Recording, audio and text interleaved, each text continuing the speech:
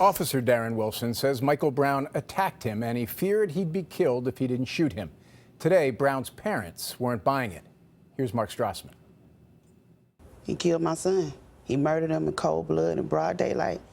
On CBS this morning, Michael Brown's parents talked about Officer Darren Wilson, who has said that he has a clear conscience about killing their son. How could your conscience be clear after killing somebody, even if it was an accidental death?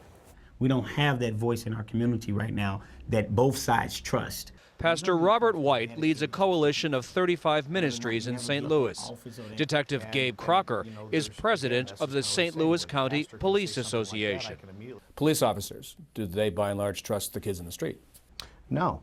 And I don't know how to bring a lot of police officers to the table and get them to understand why they're having trouble policing minority communities. We couldn't put a young white officer and a young black male in the room right now. You deal with a lot of young black men. By and large, do those kids trust police officers? No, there is no trust. There's a huge gap between the civilians and not only police officers, but elected officials. What is the next step so it doesn't happen again? Well, I think law enforcement in the coming years needs to take a real good look at what they're doing in the mirror.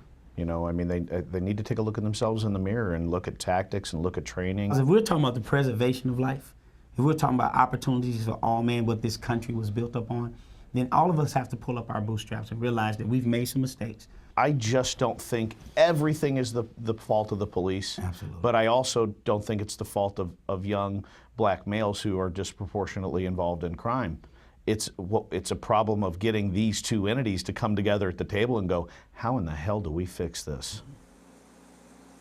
Both men agreed that progress will come in baby steps and that real progress will also can only come when all sides come together and have more of these conversations. Jim, it was the first time these two men had ever met. Mark Strassmann covering for us tonight in Ferguson, Missouri. Mark, thank you.